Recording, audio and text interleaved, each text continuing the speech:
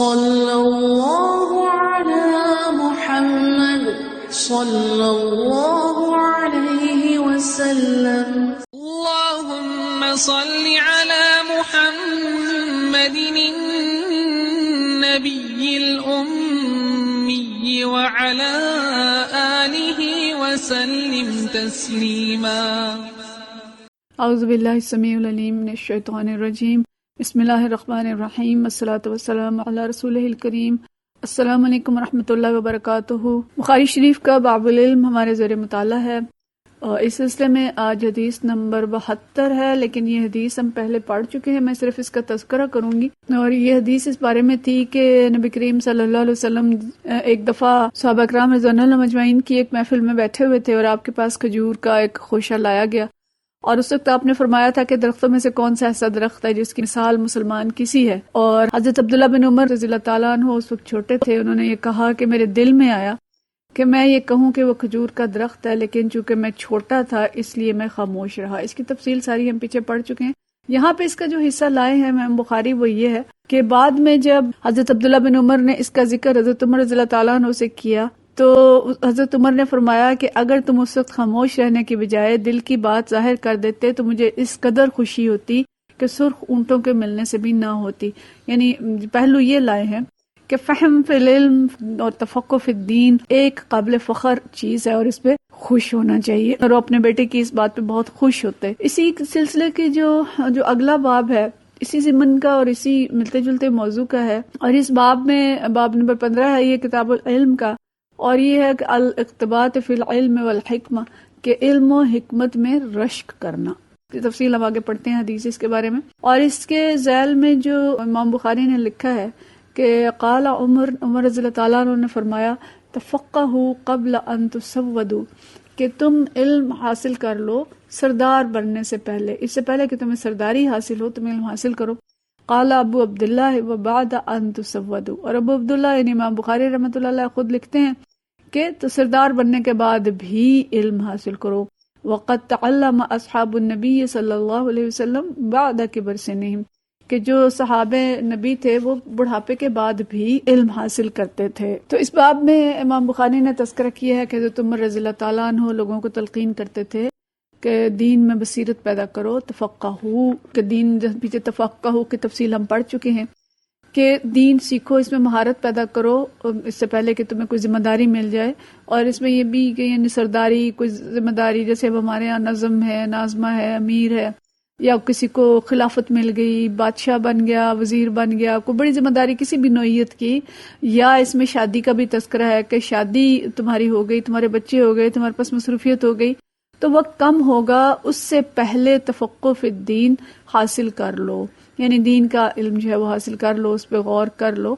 تو سرداریاں ذمہ داریاں ملنے کے بعد ظاہر ہے کم ہو جاتا ہے، خاص طور پہ عورت کے لیے جب اس کے بچے ہو جائیں، یا اگر کوئی جاب کر لی ہے تو اس وقت خاص طور پہ وقت نکالنا مشکل ہے. لیکن یہ کہ علم حاصل کرنا چھوڑنا نہیں چاہیے. امام بخاری نے جو اس کی تشریح میں لکھا ہے کہ پہلے تو وقت استعمال کرو لیکن بعد میں بھی اس کو چھوڑنا نہیں، اس لیے کہ نبی کریم صلی اللہ علیہ وسلم کے صحابہ کرام جو ہیں وہ بڑھاپے کے دور کے بعد بھی علم دین حاصل کرتے تھے. اور ایسے ایسے اصحاب تھے جو بوڑھے تھے، معمر تھے، بیویوں کے مالک تھے، اولادیں تھیں ان کی، اور بڑھاپے کی منزل تک وہ پہنچ چکے تھے، لیکن اس کے باوجود انہوں نے تفقہ فی الدین حاصل کیا، اور مرتے دم تک اللہ کے دین کے علم کے حصول، اس کی معرفت اور پھر ظاہر ہے اس کو پھیلانے میں لگے رہے. تو دیکھیں جتنے دنیوی علوم ہیں، پوسٹ گریجویشنز ہیں، پی ایچ ڈیز ہیں، ایم فلز ہیں، یہ اکثر لوگ شادی کے بعد کرتے ہیں،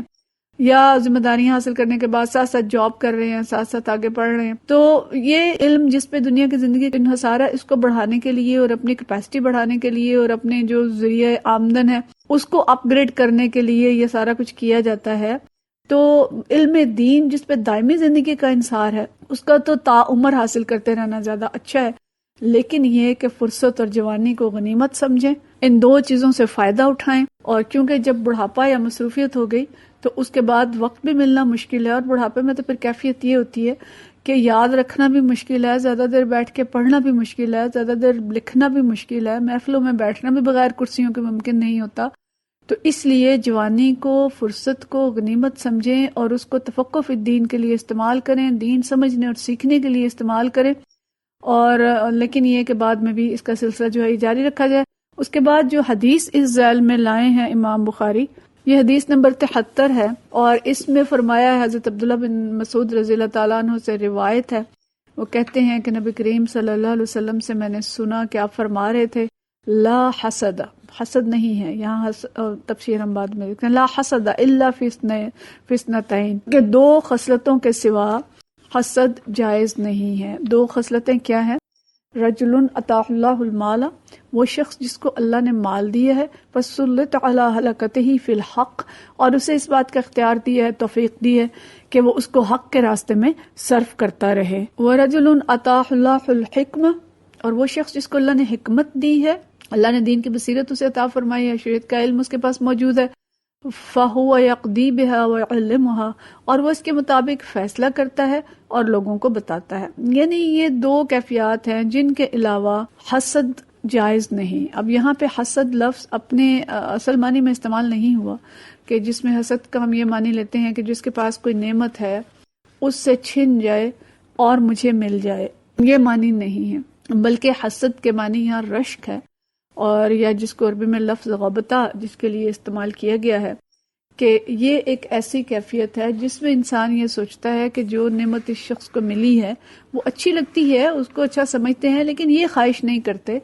کہ یہ اس سے چھن جائے اور مجھے مل جائے، بلکہ اس کی بجائے انسان یہ خواہش کرتا ہے کہ اس کے پاس بھی برقرار رہے، لیکن جیسے یہ اس کو استعمال کر رہا ہے، جیسے اس سے فائدہ اٹھا رہا ہے، ویسے ہی میں بھی فائدہ اٹھاؤں۔ تو یہ رشک ایک اچھے معنی میں رشک ہے،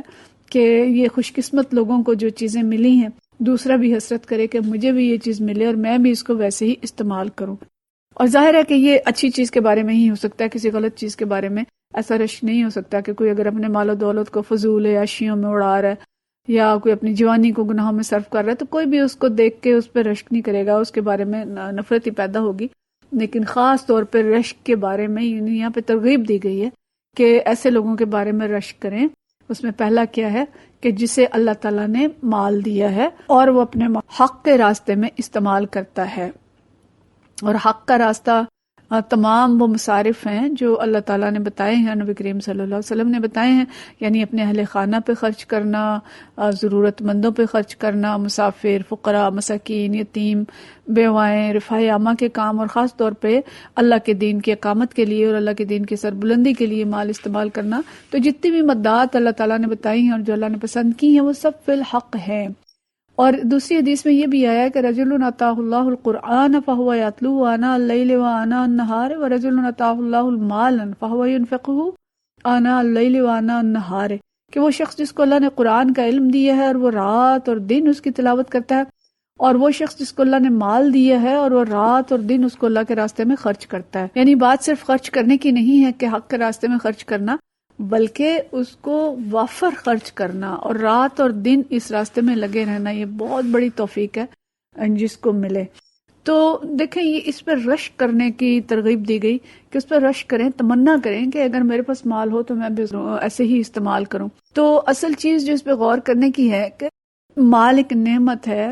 اور مال جس شخص کو اللہ نے دیا، مال نے اس کو قابو نہیں کر لیا کہ وہ مال کو پا کے متکبر ہو گیا اور اس کا غلط استعمال کرنے لگ گیا، لوگوں سے زیادتیاں کرنے لگ گیا، ایسی بات نہیں ہے، بلکہ مال پہ اس کا اپنا اختیار ہے، مال اس کے دل میں نہیں ہے اور اس کی جیب میں ہے اور اس کے اختیار میں ہے، اور وہ اس کو اللہ کی مرضی کے مطابق، اللہ کی ہدایت کے مطابق استعمال کرتا ہے۔ گویا مال کے ساتھ اس کے پاس ہدایت ہے، اس کے پاس دین ہے، سمجھ ہے، اور مال کے ساتھ اگر ہدایت ہو تو وہ نعمت ہے، اور اگر مال کے ساتھ ہدایت نہیں ملی تو وہ زحمت ہے اور وہ نعمت نہیں ہے۔ تو یہ تمنا کرنا، مسابقت کرنا، حسرت کرنا کہ مجھے بھی مال ملے تو میں ایسے نیکیاں حاصل کر سکوں، یعنی مجرد مال کی تمنا نہیں ہے، بلکہ اصل میں ان نیکیوں کی تمنا ہے جو وہ شخص کر رہا ہے۔ تو یہ حدیث بہت ہی پیاری حدیث ہے، یہ ہمیں ایک جانب ترجیحات سکھاتی ہے کہ تم خالی مال و دولت کی تمنا نہ کرو، بلکہ اس کے ذریعے فوائد حاصل کرنے کی تمنا کرو۔ اور مادیت کے اس دور میں جس حسد اور رشک جبکہ حسد اور رشک ان باتوں پہ ہو رہا ہے کہ جی فلاں کو اتنا جہیز مل گیا، فلاں کو اتنا زیور مل گیا، فلاں کے بیٹے باہر چلے گئے، اس کے تو گھر اتنے اچھے بن گئے، اس کا تو گھر اتنا ڈیکوریٹڈ ہے، اور وہ تو برانڈڈ کپڑے پہنتی ہے، اور اس طرح تو ساری چیزیں جو ہیں یہ رشک کی نہیں ہیں۔ یہ قارون پہ بھی رشک قوم نے کیا تھا، اور جب وہ ان کی آنکھوں کے سامنے زمین میں دفن ہو گیا تو پھر انہوں نے اس پہ حسرت کی اور توبہ استغفار کی۔ تو رشک اور حسد اگر جائز ہے تو متوجہ کیا جا رہا ہے کہ ایمان پہ ہے، اس ہدایت پہ ہے جس کی بنیاد پہ ایک شخص اپنا دل پسند مال کھلے دل سے رات دن اللہ کی راہ میں خرچ کرنا ہے۔ تو رشک کرنا ہے تو اس پہ کرو، تمنا کرنی ہے تو یہ کرو کہ اللہ مجھے بھی ایسی توفیق دے اور میں بھی تیرے سخی بندوں میں شامل ہو جاؤں، تیری رضا پاؤں اور تیری جنت میں اعلیٰ مقام پاؤں، اور تیرے بندوں کو خوش کروں، تیرے بندوں کے کام آؤں، اور میں دنیا میں بھی ایک اچھی زندگی بسر کروں، حیات طیبہ بسر کروں، اور آخرت میں بھی مجھے اچھا مقام ملے۔ تو توجہ کیا اور اس پہ ہمیں غور کرنا چاہیے۔ اور دوسری بات جو فرمائی کہ وہ شخص جسے اللہ تعالیٰ نے حکمت دی، وَرَجُلٌ أَتَاهُ اللَّهُ الْحِكْمَةَ، اور دوسری جگہ جو فرمایا کہ رَجُلٌ أَتَاهُ اللَّهُ الْقُرْآنَ، کہ جس سے اللہ نے قرآن پاک کا علم دیا اور جسے حکمت دی، کہ اللہ تعالیٰ نے اسے یہ بصیرت عطا فرمائی ہے، اس کے پاس شریعت کا علم ہے اور وہ شریعت کے احکام اور قوانین کو جانتا ہے، اور وَهُوَ يَقْضِي بِهَا وَيُعَلِّمُهَا، اور اس کے مطابق فیصلے بھی کرتا ہے لوگوں کے، اس کو حکمت ملی ہے، اس کو تفقہ فی الدین ملا ہے، تو وہ فیصلے بھی کرتا ہے اور لوگوں کو بتاتا بھی ہے، یعنی لوگوں کو دین سکھاتا بھی ہے۔ تو دونوں کو اگر ہم حصوں کو جوڑیں تو پچھلے حدیث کے ساتھ اس کا بہت ربط بنتا ہے کہ فرمایا تھا جو نبی کریم صلی اللہ علیہ وسلم نے کہ اللہ تعالیٰ جس کے ساتھ بھلائی کا ارادہ کرتا ہے اسے دین کی سمجھ عطا فرماتا ہے، اسے تفقہ فی الدین عطا فرماتا ہے۔ تو ہم بھلائی جو دنیا میں سمجھتے ہیں یہ مال اور دولت، تو یہاں پہ اس کو بھی ساتھ لے آیا اللہ کہ مال اور دولت بھی خیر ہے، قرآن میں اس کو خیر کہا گیا، لیکن وہ خیر کب بنتی ہے کہ جب انسان اپنے اختیار سے اس مال کو اس طریقے سے استعمال کرے جو طریقہ اللہ نے بتایا ہے، تو وہ قابل رشک ہے۔ اور دوسری چیز کہ جس کو اس مال، یعنی ایک کو مال ملا دوسرے کو شاید مال نہ ملا ہو، یا ہو سکتا ہے مال کے ساتھ اسے حکمت دین کے قرآن کا علم بھی مل جائے، وہ مال بھی خرچ کرے اور لوگوں کو دین بھی سکھائے، تو یہ تو یعنی بہت زیادہ پیاری بات ہے۔ لیکن ہو سکتا ہے کہ دوسرے کو مال نہ ملا ہو لیکن اسے علم دین ملا ہو، اسے علم شریعت کی سمجھ آئی ہو، تو یہ بھی بہت بڑے فخر کی بات ہے اور رشک کی بات ہے کہ وہ لوگوں کو دین سکھاتا ہو۔ تو دین میں فقاہت اور سمجھ اور حکمت اور بصیرت رکھنا اور دوسروں کو فائدہ پہنچانا، اس کی بہت تفصیلات ہم اس باب میں پڑھ چکے ہیں۔ تو اللہ تعالیٰ ہم سب کو توفیق دے، ہم اس کی طرف متوجہ ہوں، یعنی بار بار جو چیز ہم پڑھ رہے ہیں اللہ تعالیٰ میں اس کے لیے کوئی پلان کرنے کی، کوئی منصوبہ بنانے کی توفیق دے، اور خاص طور پہ مادیت کے اس دور میں جبکہ ہماری سوچیں ہی بدل چکی ہیں، ہمارے طریقے ہی بدل چکے ہیں، ہمارے ہاں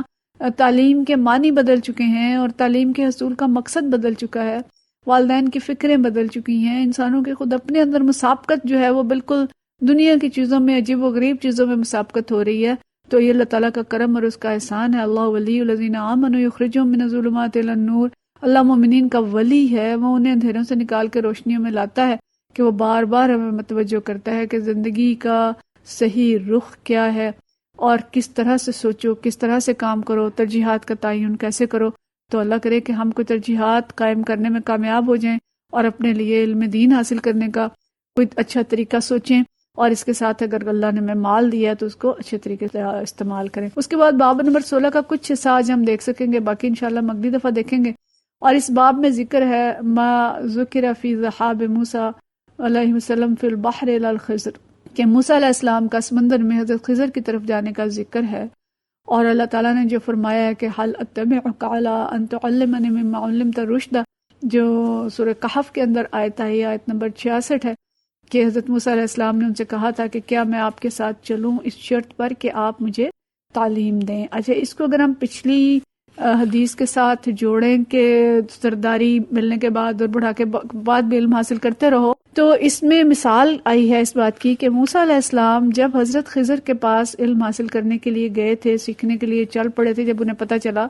کہ کوئی اور شخص ہے جس کے پاس مجھ سے زیادہ علم ہے، تو انہوں نے اللہ سے دعا کی تھی کہ اللہ مجھے اس شخص سے ملوا اور مجھے اس سے دین سیکھنے کی توفیق عطا فرما۔ تو یہ لکھا ہے امام بخاری نے کہ سرداری کسی شخص کے تفقہ حاصل کرنے میں مانع نہیں ہونی چاہیے۔ موسیٰ علیہ السلام اس وقت سردار تھے، پیغمبر تھے، لیکن علم کی طلب میں انہوں نے سفر کیا، اس وقت وہ شادی شدہ بھی تھے، وہ معمر بھی تھے یعنی بوڑھے بھی تھے، اور اس بڑھاپے کے باوجود، شادی شدہ اور پیغمبری کے باوجود، جب انہیں اللہ نے بتایا کہ فلاں مقام پر ایک بندہ ہے اور اس کے پاس ایسا علم ہے جو آپ کے پاس نہیں ہے، تو اس علم کو حاصل کرنے کے لیے موسیٰ علیہ السلام اس کی طرف چل پڑے تھے۔ پھر اسی میں جو انہوں نے آیت کوٹ کی، آیت نمبر 66 سورۃ الکہف کی، کہ جو حضرت موسیٰ نے کہا کہ کیا میں آپ کے ساتھ چل سکتا ہوں کہ آپ مجھے اس چیز میں سے سکھا دیں جو اللہ نے آپ کو سکھایا ہے، ہدایت اور رہنمائی کی جو باتیں سکھائی ہیں مجھے بھی سکھا دیں۔ تو اس کی تشریح میں یہ لکھا ہے علماء نے کہ اس سے معلوم ہوتا ہے کہ ایک طالب علم جو ہے اس کو علم سیکھنے کے آداب کا خیال رکھنا چاہیے، کہ ایک جب طالب علم اپنے استاد اور معلم سے مطالبہ کرتا ہے کہ مجھے سکھائیں، تو اسے اس طریقے سے ادب سے اور نرمی سے بات کرنی چاہیے جیسے حضرت موسیٰ علیہ السلام نے حضرت خضر کے سامنے پیش کی، حالانکہ حضرت موسیٰ جو ہیں وہ اللہ کے نبی تھے، تو انہوں نے ان سے ریکویسٹ کی، درخواست کی، ایک نرمی کا انداز اختیار کیا کہ کیا میں آپ کے ساتھ چل سکتا ہوں، آپ مجھے اپنے ساتھ رکھیں گے کہ اللہ تعالیٰ نے آپ کو جو علم دیا ہے اس میں سے کچھ میں بھی سیکھ لوں۔ اور پھر یہ فرمایا کہ جو انہوں نے یہ کہا تھا کن تعلمنی مما علمت رشدا، کہ اس بات کی طرف اشارہ ہے کہ حضرت خضر کے پاس جو علم تھا وہ ان کا ذاتی علم نہیں تھا، بلکہ اللہ نے جو ان کو علم دیا تھا، انہوں نے کہا کہ جو اللہ نے آپ کو علم دیا ہے اس میں سے مجھے سکھائیں، اور علمت رشدا کہ ہمیں ایسا علم حاصل کرنا چاہیے جو باعث ہدایت اور باعث رہنمائی ہو، جو فضول قسم کے علوم ہیں ان پہ وقت نہیں لگانا چاہیے، بلکہ نافع علوم، چاہے وہ دنیا کے لیے نافع ہوں یا آخرت کے لیے نافع ہوں، وہ علوم حاصل کرنے چاہیے۔ تو اس میں حدیث نمبر 74 ہے، اس کو انشاءاللہ ہم اگلی دفعہ دیکھیں گے۔ باب کا ابتدائی ہم نے پڑھ لیا ہے، تو اللہ تعالیٰ ہمیں ان ساری چیزوں سے سیکھنے کی اور ان پہ عمل کی توفیق عطا فرمائے اور ہم سے راضی ہو جائے۔ صلی اللہ علی محمد صلی اللہ علیہ وسلم۔